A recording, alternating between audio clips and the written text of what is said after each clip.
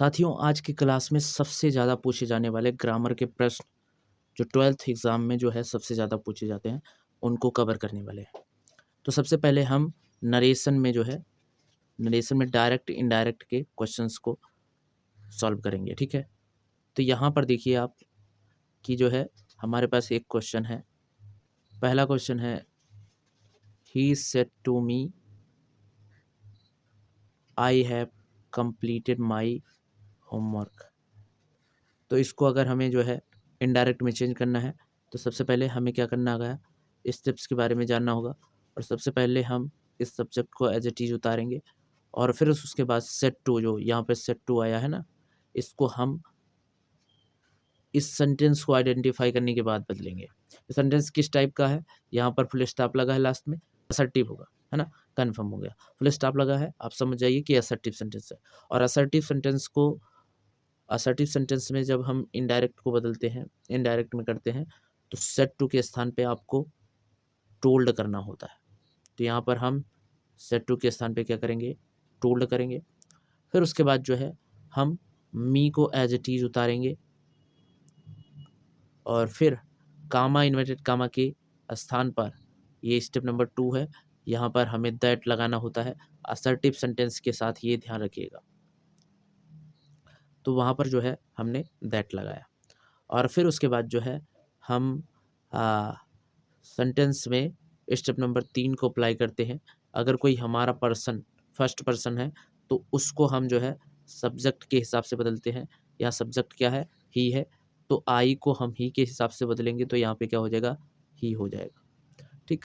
फिर उसके बाद हम 4 नंबर स्टेप को फॉलो करते हैं। अगर सेंटेंस असर्टिव है या इंट्रोगेटिव है, कोई भी है, तो उसका टेंस क्या है, वो प्रेजेंट टेंस है या पास्ट टेंस है। अगर प्रेजेंट टेंस है तो उसको आपको पास्ट टेंस में बदलना रहेगा, यानी हैज़ हैव है तो उसको हैड में बदलना रहेगा। तो यहाँ पे क्या है, हैव है, तो इसे मैंने हैड में बदल दिया। और फिर उसके बाद हम कंप्लीटेड को कंप्लीटेड लिखेंगे।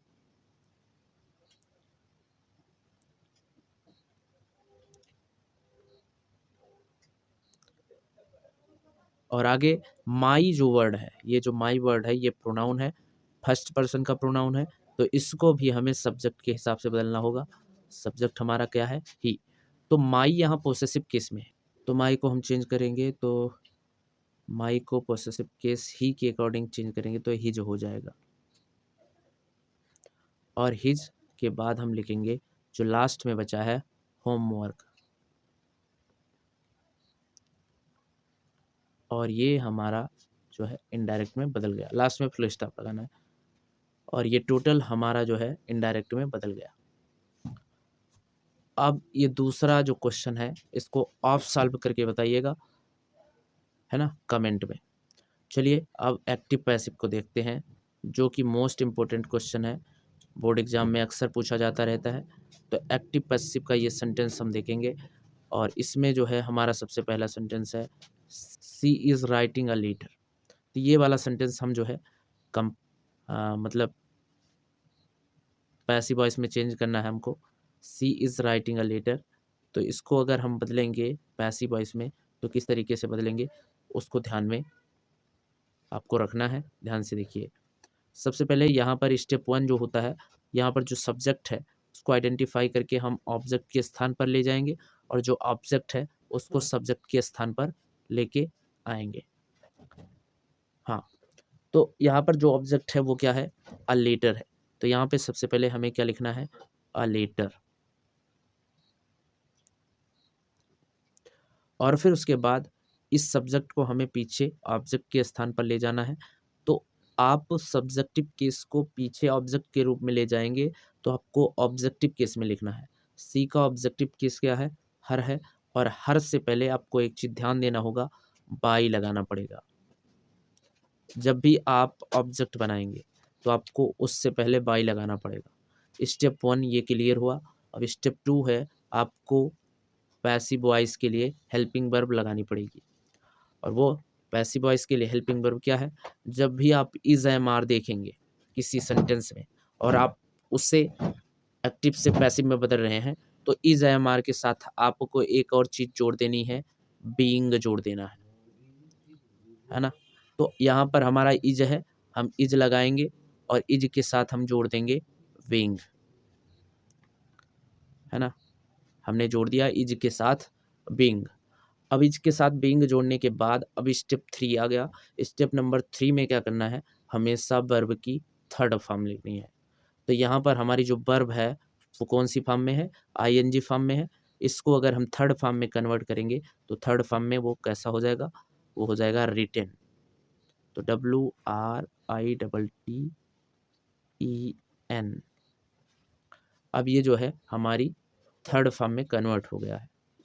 और ये जो अगला क्वेश्चन है आप इसे खुद सॉल्व करके कमेंट में लिखेंगे, है ना। यहाँ समवन को आपको जो है सब्जेक्ट के रूप से ले जाकर लास्ट में ऑब्जेक्ट के रूप में नहीं चेंज करना है। आप समवन बिल्कुल हटा ही सकते हैं। आप डायरेक्टली आप जो है जो ऑब्जेक्ट दिख रहा है उसको आप आगे ले आइए, समवन को पीछे आप बाई के साथ मत लिखिएगा, ठीक है। और लिख भी देंगे तो कोई गड़बड़ नहीं है, लेकिन आप मत लिखिएगा, इससे ज़्यादा बेटर रहता है। चलिए अब अगला जो एक अलग टाइप का क्वेश्चन पूछा जाता है जो कि बहुत इंपॉर्टेंट है, हर साल पूछा जाता है, उसको समझते हैं। तो तीसरा क्वेश्चन क्या है जो ग्रामर में पूछा जाता है, वो है transformation of sentences, combine, change degree, ये होता है। तो पहले एक सेंटेंस हम चुनेंगे कॉम्बिनेशन से, यानी कंबाइन करने वाले क्वेश्चन से। तो यहाँ पर हमें इससे कंजक्शन का यूज करके जो है एक नया सेंटेंस बनाना है, और वो भी कंबाइन करके बनाना है, कंजक्शन का यूज करके बनाना है। तो सिंपल सी बात है। यहाँ पर ये चीज़ नहीं दिया है कि आप इसे किस टाइप के सेंटेंस में बना सकते हैं। तो यहाँ पर 3 टाइप के सेंटेंस होते हैं, सिंपल, कॉम्प्लेक्स, कंपाउंड। ये लिख कर देता है एग्ज़ाम में, यहाँ पर तो नहीं लिख कर दिया है, लेकिन एग्ज़ाम में लिख कर देता है, आपको वो चीज़ ध्यान देना है। सबसे पहले ही इज़ पुअर, इस सेंटेंस को आप पढ़िए, और फिर उसके बाद ही इज़ ऑनेस्ट। दोनों में कॉमन चीज़ है ही। और फिर इन दोनों को अगर कंबाइन करना होगा तो किस तरीके से कर सकते हैं, दोनों का अर्थ निकालिए। ही इज़ पुअर, वो गरीब है, वो ईमानदार है ना। तो इसको अगर हम कंजक्शन के माध्यम से कंबाइन करेंगे तो क्या कह सकते हैं,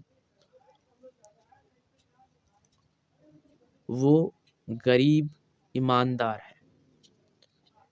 हम लिख सकते हैं कि वो गरीब ईमानदार है, इस तरीके से कंबाइन कर सकते हैं। या फिर इस तरीके से कह सकते हैं, वो गरीब और ईमानदार है, और कंजक्शन एंड का यूज़ करके हम इसे कंबाइन कर सकते हैं। तो यहाँ पर हम इसे कंबाइन कर देते हैं, he is poor and honest. तो ये हमारा जो है कंबाइन हो गया, और ये हमारा एक कंपाउंड सेंटेंस बना है, क्योंकि कंपाउंड सेंटेंस में ये कंजक्शन होता है, एंड का यूज होता है। तो इस तरीके से आप जो है ट्रांसफॉर्मेशन की मेरी पहले वाली वीडियोस हमारे चैनल पर हैं, उसे देखिए। अब हम डिग्री के चेंज की बात करते हैं कि डिग्री जो है ट्रांसफॉर्मेशन में ही होता है, और किस तरीके से डिग्री को हम चेंज करते हैं। देखो, कंपैरेटिव डिग्री में हमें क्या करना है, चेंज करना है, लेकिन मीनिंग नहीं बदलनी चाहिए। यहाँ पर क्या लिखा गया है, very few poets are as great as Shakespeare, यानी कुछ ही पोएट्स शेक्सपियर की जितना महान है। तो इसको हमें कंपैरेटिव डिग्री में यूज करना है। अब बात करते हैं कि कंपैरेटिव डिग्री जो है वो होती क्या है। देखिए, जैसे हमें यहाँ पर ग्रेड देखने को मिल रहा है, ये हमारी पॉजिटिव डिग्री है। अब इसी ग्रेड में ER लगा देंगे तो ये बन जाएगा ग्रेटर, और ये बन गई हमारी कंपैरेटिव डिग्री। कंपैरेटिव डिग्री में तुलना किया जाता है अक्सर, है ना। तो यहाँ पर जो है देन का यूज करते हैं तुलना करने के लिए। अब यहाँ पर जब भी आप डिग्री चेंज कर रहे हैं तो जो पीछे वर्ड रहेगा, जैसे जो दूसरा व्यक्ति रहेगा, यानी जिससे तुलना हो रही है उसको हमें आगे करना पड़ेगा। तो यहाँ पे जो है शेक्सपियर जो है वो बिल्कुल आगे लाएंगे हम। शेक्सपियर, फिर उसके बाद जो है हमें क्या करना है, यहाँ पर टेंस देखना है, टेंस प्रेजेंट में है तो यहाँ पे शेक्सपियर सिंगुलर है इसलिए इज का यूज करेंगे। Shakespeare is greater than, greater लिखने के बाद हमें इस कंजक्शन का यूज करना है, देन का यूज करना है, और देन के बाद हम यहाँ पर कुछ पोएट्स थे ना, हम लिखेंगे अनदर पोएट्स, क्योंकि किसी दूसरे पोएट की तुलना में जो है शेक्सपियर काफ़ी महान थे। तो यहाँ पर हम लिखेंगे than another poets, full stop. तो आई होप ये चीज़ें आपको समझ में आई होंगी।